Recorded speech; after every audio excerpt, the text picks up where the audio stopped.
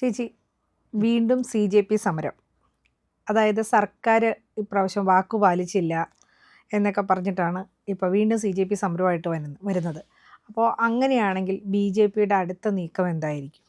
അതായത് കേന്ദ്ര സർക്കാരിൻ്റെ നീക്കം നീക്കം എന്തായിരിക്കും? എന്തായിരിക്കും? CJP എന്നുള്ള പേര് ഉള്ളത് കൊണ്ട് മാത്രം അവർ BJPയിലേക്ക് നമ്മൾ കണക്ട് ചെയ്യേണ്ട ആവശ്യമില്ല.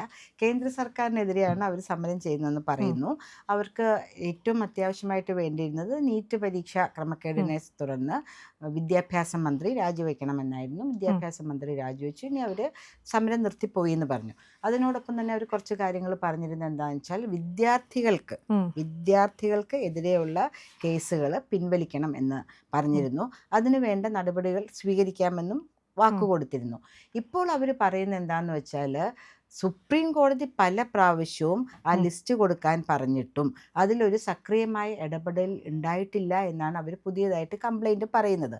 അതേ തുടർന്ന് അവർ പറയുന്ന ഒരു കാരണം കാത്തിരിക്കുന്ന പോലെയാണ് പറയുന്നത്. മലയാളത്തിൽ ചൊല്ലുണ്ട്, പറഞ്ഞാൽ എങ്ങനെയാവുമെന്നറിയില്ല. മോങ്ങാനിരിക്കുന്ന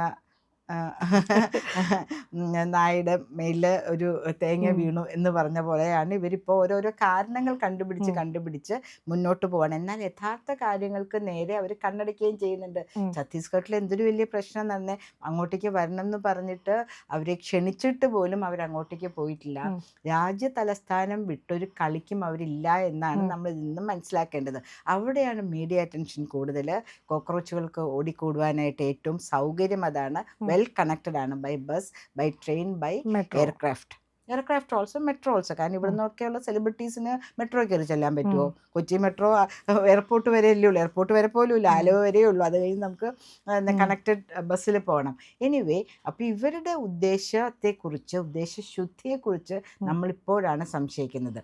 കേരളത്തിൽ പോലും പല പ്രശ്നങ്ങളുണ്ട്.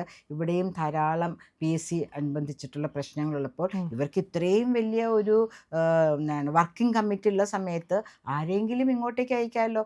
ഓരോ സ്ഥലങ്ങളിലേക്കും ഓരോ വർക്കിംഗ് കമ്മിറ്റി മെമ്പേഴ്സിനെ അയച്ചിട്ട് അവിടെ ഒത്തുകൂടിയ CJP പ്രവർത്തകർ യഥാർത്ഥത്തിൽ CJP പ്രവർത്തകരാണ് എങ്കിൽ, പല സംസ്ഥാനങ്ങളിൽ വന്നുള്ള പ്രതിനിധികളാണ് ഡൽഹിയിൽ ഒത്തുകൂടിയതെങ്കിൽ അവരൊക്കെ അവരവരുടെ സംസ്ഥാനങ്ങളിൽ ഇപ്പില്ലേ? അവർക്ക് അവിടെ സമരം ചെയ്തുകൂടെ? എന്തിനാണ് എല്ലാ സ്ഥലത്തു നിന്നുള്ള ആൾക്കാർ വരുന്നത്? അവിടെയാണ് ബബിത നമ്മൾ കൂർമ്മമായിട്ട് ആലോചിക്കുമ്പോൾ ഒരു ജേർണലിസ്റ്റ് എന്ന നിലയ്ക്ക് ഇവരെന്തിനുള്ള പുറപ്പാടാണ് നമുക്ക് സംശയം തോന്നുന്നത്, അല്ലേ? ഇപ്പോൾ അവർ പറയുന്നു ഓൺലൈനായിട്ട് അവരുടെ മീഡിയ, അതായത് വർക്കിംഗ് കമ്മിറ്റി അവിടെ ഡൽഹിയിലുള്ള ആൾക്കാർ അവിടെ വരും, അല്ലാത്തവർ ഓൺലൈനായിട്ട് ചേരുമെന്നാണ് പറയുന്നത്. അപ്പോൾ ഇവരുടെ കീ ലീഡേഴ്സ് നമുക്ക് എല്ലാവർക്കും അറിയാം. അവർക്ക് പ്രസിഡന്റ് അങ്ങനെയൊന്നുമില്ല. നാഷണൽ കൺവീനർ എന്ന് പറയുന്ന Abhijit ദീപ്കയാണ്.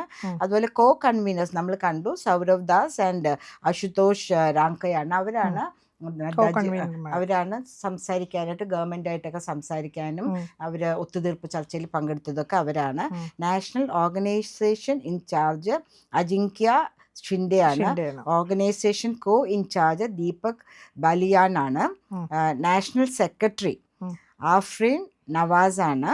Media lead Vijay Reddy Mallangi. Legal affairs lead Ratna Singh. Research and policy lead Vaishnavi ഗൗറാണ്. അപ്പം ഞാനിപ്പോൾ ഇങ്ങനെ കുറേ വായിച്ചു വന്നപ്പോഴും അവസാനമായപ്പോഴേക്കാണ് സ്ത്രീകളുടെ പേര് കണ്ടത് കേട്ടോ. ഇപ്പം ഇത്രയും വലിയ ജൻസികളാണ്. ജൻസിയുടെ സമരത്തിൽ വളരെ ആർജവത്തോടും ശക്തമായും ഒരു കൈ കൊണ്ടൊക്കെ വണ്ടിയെ തടഞ്ഞു നിർത്തുകയൊക്കെ ചെയ്തത് സ്ത്രീകളാണ്. ആ സ്ത്രീകൾ എത്രയോ വായിച്ചതിന് ശേഷമാണ് അവരൊരു പേരിലേക്ക് വരുന്നതെന്ന് ആലോചിക്കണം കേട്ടോ.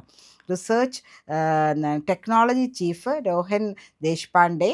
ഫിനാൻസ് ലീഡാണ് കേട്ടോ, യോഗേഷ് ഇങ്കൽ എന്നാണ് മനസ്സിലാക്കുന്നത് കേട്ടോ. അപ്പോൾ ഇതിലിപ്പോൾ എത്ര സ്ത്രീകളുടെ പേര് നമ്മൾ വായിച്ചു? രത്ന സിംഗ് സ്ത്രീയാകാം, പുരുഷനാകാം.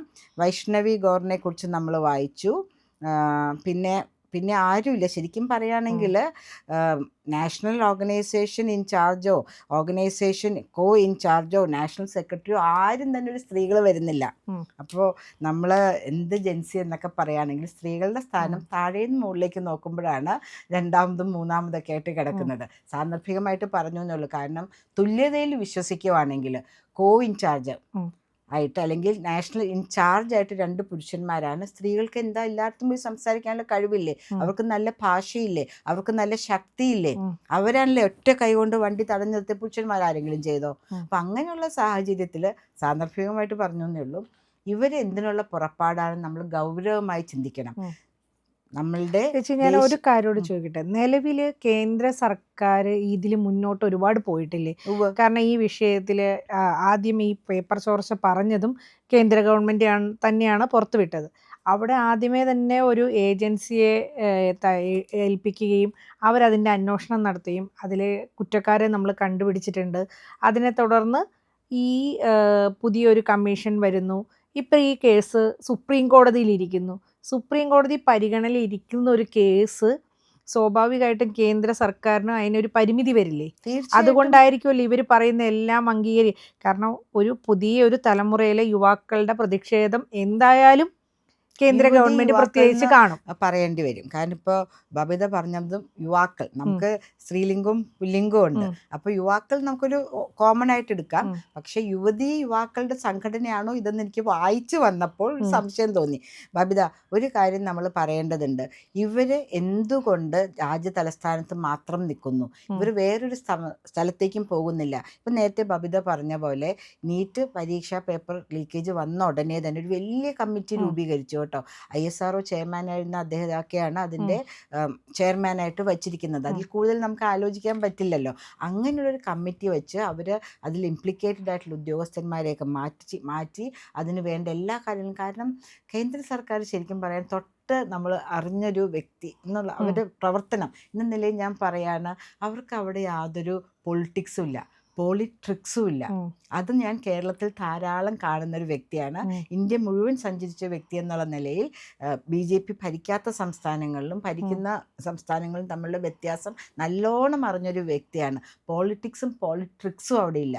ജനനന്മ മാത്രം, കുട്ടികളുടെ ആണെങ്കിൽ കുട്ടികളുടെ നന്മ മാത്രം. ഒരബദ്ധം പറ്റിയത് അതിന് നമ്മൾ റാറ്റിഫൈ ചെയ്യണം. അതിന് നേരെ മുഖം തിരിഞ്ഞ് നിന്നില്ല, ഉടനെ തന്നെ അതിന് നടപടിയെടുത്തു. അത് റാറ്റിഫൈ ചെയ്യാനുള്ള എല്ലാ കാര്യങ്ങളായിട്ട് മുന്നോട്ട് പോയി. പിന്നെയും എന്തൊരു വെൻഡറ്റ, ഇതിന് വേണ്ടിയിട്ടല്ല അവരിത് രൂപം കൊണ്ടത്. ആരോ നമുക്കറിയാം, ആര് പറഞ്ഞ കമൻറ്റിൽ വന്ന ഒരു ആശയത്തിനെ മുൻനിർത്തി പുറത്ത് താമസിക്കുന്ന ഒരു വ്യക്തി, ആ വ്യക്തിയാണ് ഇതിലേക്ക് കടന്നു വന്നിട്ട് ഒരു കാരണമുണ്ടാക്കി രാജ്യത്തിൻ്റെ സ്വസ്ഥതയും സമാധാനവും തകർക്കുവാനായിട്ട് മുന്നോട്ട് പോയിക്കൊണ്ടിരിക്കുന്നു എന്നാണ് എനിക്ക് തോന്നുന്ന ഇൻഫറൻസ്. അത് ശരിയാ. കാരണം ഈ സമരത്തിൽ മുൻനിരയിലേക്ക് വന്ന ആരും നീറ്റ് പരീക്ഷയിൽ എഴുതി അല്ലെങ്കിൽ അതിൽ വന്ന ഒരു പിഴവ് മനസ്സിലാക്കി അവരുടെ ഒരു സമയം നഷ്ടപ്പെട്ടു എന്നുള്ള ഒരു മാനസിക വിഷമത്തിലൊന്നും വന്ന ഒരു കുട്ടികളല്ല വന്ന് നിൽക്കുന്നത്. ഇത് എന്തിൻ്റെയൊക്കെയോ ഒരു സപ്പോർട്ടോടുകൂടി സാമ്പാർ എന്ന് പറഞ്ഞതുപോലെ തുടങ്ങിയത് തന്നെ ഇതിനു വേണ്ടിയിട്ടല്ല, നീറ്റ് പരീക്ഷാ ക്രമക്കേടിന് വേണ്ടിയിട്ടല്ല ഇത് തുടങ്ങിയത്. എന്തിനു വേണ്ടി തുടങ്ങി? അവർക്ക് തോന്നിയൊരു വൈരാഗ്യ ബുദ്ധി, അല്ലെങ്കിൽ അവർക്ക് തോന്നിയൊരു ഇതിൽ ഞങ്ങൾ ചാടിപ്പിടിക്കാമെന്ന് പറഞ്ഞിട്ട് ഒരു ഉയർന്ന വ്യക്തി പറഞ്ഞൊരു കമൻറ്റിൽ ചാടിപ്പിടിച്ചവർ തുടങ്ങിയതാണ്. അപ്പോൾ അവർക്ക് തോന്നിയത് ഇന്ത്യ മുഴുവൻ അഫക്റ്റഡ് ആയിട്ടുള്ള ആൾക്കാരുണ്ടാവുമല്ലോ എന്ന് വിചാരിച്ച് തുടങ്ങി. ശരിയാണ്, കുറച്ച് കുട്ടികൾ ഇത്രയും അവർ ബുദ്ധിമുട്ടി പഠിച്ച് ഒക്കെ വന്ന സാഹചര്യത്തിൽ ജീവാഹുതി വരെ ചെയ്തു എന്ന് നമുക്ക് പറയാം. പക്ഷേ അതിന് കേന്ദ്ര ഗവൺമെൻറ്റിനെ പിന്നെയും കാരണങ്ങളുണ്ടാക്കി മുൾമുനയിൽ നിർത്താനുള്ള ഒരു പരിപാടിയായിട്ട് അവർ മുന്നോട്ട് പോകുന്നു എന്നാണ് എനിക്ക് തോന്നുന്നത്. കാരണം ആ വകുപ്പ് മന്ത്രി തന്നെ രാജിവെച്ചിട്ടുണ്ടല്ലോ. രാജിവെച്ച് കഴിഞ്ഞു, വേറെ പാനൽ നടക്കുന്നു, അന്വേഷണം നടക്കുന്നു, അടുത്ത വർഷത്തേക്കുള്ള പദ്ധതികൾ തയ്യാറാക്കിക്കൊണ്ടിരിക്കുന്നു. ഇനിയും എന്താ അവർക്ക് വേണ്ടത്? അല്ല ബബിത, ഇതിലൊരു കാര്യം നമ്മൾ അറിയേണ്ടത്, എല്ലാ സംസ്ഥാനങ്ങളിലും പലതരത്തിലുള്ള കുട്ടികളുമായിട്ടുള്ള പ്രശ്നങ്ങൾ നടക്കുമ്പോൾ ഈ കേരളത്തിൽ തന്നെ എൻ്റെ മനസ്സിൽ കിടന്ന് പിടയ്ക്കുന്ന 3 ആത്മഹത്യകളുണ്ട്. വിഷ്ണുവിൻ്റെ ഉണ്ട്, സിദ്ധാർത്ഥിൻ്റെ ഉണ്ട്, അവസാനം മരിച്ച അഭിമന്യുവിൻ്റെ കൊലപാതകമാണ്, നിതിൻ രാജിൻ്റെ. ആരെങ്കിലും പ്രതികരിച്ചു? ഇവിടുത്തെ സെലിബ്രിറ്റികൾ ഫ്ലൈറ്റ് ഒന്നും എടുക്കണ്ടല്ലോ, ഇനി എടുത്തോട്ടെ, എറണാകുളത്ത് നിന്ന് കണ്ണൂർ വരെയോ എറണാകുളത്ത് നിന്ന് തിരുവനന്തപുരം വരെയൊക്കെ എടുക്കട്ടെ, കാറിൽ പോയാൽ മതി. ആരെങ്കിലും പ്രതികരിച്ചോ? ശക്തമായിട്ട് ഒരാളുടെ വായ തുറന്നോ? ഇവർക്കൊക്കെ ഡൽഹിയിൽ പോയി പ്രതികരിക്കാൻ പറ്റുന്നുണ്ടല്ലോ. അല്ല, CJPയുടെ ഒരു കാഴ്ചപ്പാട് തന്നെ അതല്ലേ? കാരണം ഇൻഫ്ലുവൻസേഴ്സ് ആയിട്ടുള്ളവര്, തൊഴിലില്ലാത്തവര്, ഇവർക്കൊക്കെയാണ്. ഇൻഫ്ലുവൻസേഴ്സിന് തൊഴിലില്ല എന്നാണോ ബബിത പറഞ്ഞത്? തൊഴിലില്ലാത്തവർ അല്ല, അങ്ങനെയല്ല, ഇൻഫ്ലുവൻസർമാര് തൊഴിലില്ലാത്തവർ, ഇവർക്കൊക്കെയാണ് CJP പോലുള്ള പാർട്ടി, അതായത് പ്ലാറ്റ്ഫോമുകൾ ഉപയോഗിക്കാൻ പറയണം. അത് അവർക്കാണ് അല്ല, അംഗത്വം കൊടുക്കുന്നത്. അല്ലല്ല, അവർ തന്നെ പറയുന്നുണ്ട് നിങ്ങൾ എല്ലാ ആംഗിളിൽ നിന്നും ഫോട്ടോ എടുക്കുന്നത്. ഇവിടെ കൂടെ നമ്മളുടെ മീഡിയയിൽ എപ്പോഴും വരുന്ന രാഹുൽ ഈശ്വർ, അദ്ദേഹം ഇങ്ങനെ ഫോട്ടോ എടുക്കുന്നു, ഇങ്ങനെ ഫോട്ടോ എടുക്കുന്നു, മുമ്പിൽ നിൽക്കുന്നു, പുറകിൽ നിൽക്കുന്നു. ഇവിടെ തന്നെ അദ്ദേഹത്തിന് ആവശ്യത്തിന് ചാനലുകളൊക്കെ വരുന്നുണ്ട്. എന്തിനാണ് അവിടെ പോയിട്ട് ചെയ്യുന്നത്? അദ്ദേഹവും ആ ജെൻസി ഏജ് കഴിഞ്ഞ ആളാണ്. ഇവിടുന്ന് പോയ രഞ്ജിനി ഹരിദാസും ജെൻസി ഏജ് കഴിഞ്ഞ ആളാണ്. വെറുതെ പരസ്യമായിട്ട് ആരെങ്കിലും, നമ്മളുടെ പ്രധാനമന്ത്രി ഉൾപ്പെടെയുള്ള രാജ്യത്തിൻ്റെ നേതാക്കന്മാരെ അപമാനിക്കുവാൻ കിട്ടുന്ന ഒരു പ്ലാറ്റ്ഫോമാണ് CJP ഒരുക്കി കൊടുത്തിരിക്കുന്നത്. എന്തും പറയാം, ആർക്കെതിരെയും എന്തു തോന്നിയാസവും പറയാം, കൊല വിളി വരെ നടത്താം. അതാണോ മര്യാദ? ഈ കുട്ടികൾ എങ്ങോട്ടേക്കാണ് പോകണേ? അങ്ങനെയാണെങ്കിൽ കൊലപാതകം, അവരെ കൊല്ലും ഇവരെ കൊല്ലും, എൻ്റെ കയ്യിൽ തോക്കുണ്ടെങ്കിൽ കാണാമായിരുന്നു, എൻ്റെ കയ്യിൽ കത്തിയുണ്ടെങ്കിൽ കാണാമായിരുന്നു, ആരൊക്കെ എന്തൊക്കെയാണ് വിളിച്ചു പറഞ്ഞത്? ഇതാണോ ഒരു നീറ്റ് പരീക്ഷയുമായി സംബന്ധിച്ച് ഒരു കാര്യത്തിന് വേണ്ടി നടത്തുന്നതിൽ പ്രധാനമന്ത്രിയെ കൊല്ലുമെന്ന് പറയാനായിട്ട് എന്താണ് കാര്യം? ഇതൊക്കെ ഒന്ന് അന്വേഷിക്കണ്ടേ? പ്രധാനമന്ത്രിയുടെ മരിച്ചുപോയ അമ്മയെ വരെ പറയുന്ന രീതിയിലേക്ക് അത് ഞാൻ പറയില്ല എന്ന് വിചാരിച്ചിട്ട് തന്നെയാണ് ആ ജന്മണി എന്ന് പറയുന്ന സ്ത്രീക്കെതിരെ മഹിളാ മോർച്ച സംസ്ഥാന അധ്യക്ഷ നവ്യ ഹരിദാസ് കേസ് കൊടുത്തിട്ട് അവരെ അറസ്റ്റ് ചെയ്ത് വിടുകയും ചെയ്തു. എന്നാൽ TG മോഹൻദാസിനെതിരെ വന്നതിൽ എന്തായി? അദ്ദേഹത്തിന് ഇവിടെ നിന്ന് അവിടം വരെ കൊണ്ടുപോയി, കാറിലിരുത്തി തിരുവനന്തപുരം വരെ കൊണ്ടുപോയി അല്ലേ. അദ്ദേഹത്തിന് ഏജ് പറഞ്ഞിട്ടാണ് അദ്ദേഹത്തിന് ജാമ്യം കൊടുത്തത്. എന്തായാലും ഇത് ശരിയായ നടപടിയല്ല. നമ്മുടെ രാജ്യത്തിൻ്റെ അഖണ്ഡതയും നമ്മുടെ രാജ്യത്തിൻ്റെ കെട്ടുറപ്പിനെയും തകർക്കുവാൻ വേണ്ടിയിട്ടുള്ള ഒരു ശ്രമമായിട്ട് തന്നെ ഞാനിതിനെ കാണുന്നു. എനിക്കങ്ങനെ കാണാൻ പറ്റുള്ളൂ. കാരണം അദ്ദേഹം എവിടെ നിന്നോ വന്നൊരു വ്യക്തി, അഭിജിത്ത് എന്ന് പറഞ്ഞ വ്യക്തി. ആ അഭിജിത്തിന് എന്തുകൊണ്ട് ഈ റൂട്ട്സ് ഉണ്ടെങ്കിൽ, ഈ കോക്രോച്ച് ജനതാ പാർട്ടിയിലെ മെമ്പേഴ്സ് എല്ലാം, ഞാൻ വളരെ മാന്യമായിട്ട് സംസാരിക്കാനാണ് ആഗ്രഹിക്കുന്നത്, അതുകൊണ്ട് തന്നെയാണ് പറയുന്നത്, കോക്രോച്ച് ജനതാ പാർട്ടിയിലെ അംഗങ്ങൾ എല്ലാ സംസ്ഥാനങ്ങളിലും പരന്നു കിടക്കുകയാണെങ്കിൽ ആ സംസ്ഥാനങ്ങളിലെ കുട്ടികളുടെ പ്രശ്നത്തെക്കുറിച്ച് അവർ സംസാരിക്കട്ടെ. ഇപ്പോൾ അവർ പറയുന്നു നല്ല സ്കൂളുകൾ വേണം. സ്കൂളുകൾ കാണുന്ന വ്യക്തിയാണ് ഞാൻ. UP-യിൽ പെൺകുട്ടികൾ പഠനം നിർത്തുമായിരുന്നു വയസ്സറിയിക്കുമ്പോൾ. അറിയാമോ? അവിടെ ഒരു ശൗചാലയമില്ല. ശൗചാലയം വന്ന് 1 രൂപയ്ക്ക് സാനിറ്ററി നാപ്കിൻ, ഏത് ഇൻ്റർനാഷണൽ ബ്രാൻഡുമായിട്ട് കിടപിടിക്കുന്ന സാനിറ്ററി നാപ്കിൻ കൊടുത്തു. ഈ 10-70 കൊല്ലം ഭരിച്ച് നാറാണക്കല്ലെടുത്ത് വെച്ചിരിക്കുന്ന ഒരു രാജ്യത്തിനെ ഒരു മാന്ത്രിക വടി കൊണ്ട് ശരിയാക്കാൻ പറ്റില്ല. പക്ഷെ ഓരോ മുക്കും മൂലയും പരതി നടന്ന് എന്തൊക്കെ ചെയ്താൽ ജനങ്ങൾക്കൊരു സൗകര്യ ജീവിതം ഉണ്ടാവും, ജനങ്ങളുടെ ജീവിത നിലവാരം ഉയർത്തിക്കൊണ്ടുവരാൻ പറ്റുമെന്ന് ആലോചിച്ച് പ്രവർത്തിക്കുന്ന ഒരു ഉദ്യോഗസ്ഥന്മാരുമുണ്ട്. അതേപോലെ മന്ത്രിമാരും MLA-മാരും എല്ലാ ഇവിടുത്തെ ജനങ്ങളുമുണ്ട്. അതിനിടയ്ക്കാണ് ഇങ്ങനെ കരണ്ട്.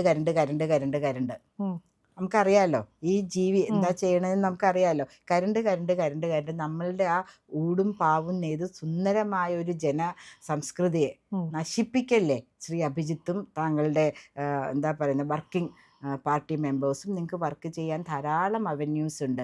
പക്ഷെ കുട്ടികളുടെ ചിന്തയെ തകർക്കുന്ന രീതിയിൽ, കാരണം അങ്ങനത്തെ ഒരു വൾണറബിൾ ഏജിലാണ് അവർ.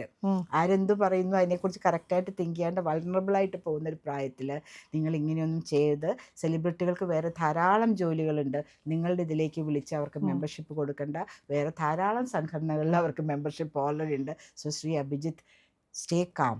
നിങ്ങൾ ആലോചിക്കും ഇന്ന് ചേരുന്ന മീറ്റിങ്ങിൽ ഇത് എന്തിനു വേണ്ടിയിട്ടാണ്? കുട്ടികൾക്ക് വേണ്ടി തന്നെയാണോ? ഈ രാജ്യത്തിൻ്റെ സംസ്കൃതിയും സംസ്കാരത്തെയും യുവതയെയും നശിപ്പിക്കാനുമാണ് ഞങ്ങൾ ശ്രമിക്കുന്നത്? നിങ്ങൾ ആലോചിക്കൂ. പ്രിയമുള്ളവരെ, മറ്റു മാധ്യമങ്ങൾ പറയാത്ത ഏറ്റവും പുതിയ വാർത്തകളും വിശകലനങ്ങളുമായിട്ടാണ് ഇന്ത്യ ലൈവ് നിങ്ങളുടെ മുന്നിലേക്ക് വരുന്നത്. നമ്മുടെ ചാനൽ കാണണം, ഒരുപാട് പേരെ കാണിക്കണം, അവരോടൊക്കെ ചാനലിൻ്റെ വരിക്കാരാവാൻ പറയണം, സബ്സ്ക്രൈബ് ചെയ്യണം. ചെയ്യാത്ത ആളുകൾ ഉറപ്പായിട്ടും ചെയ്യണേ.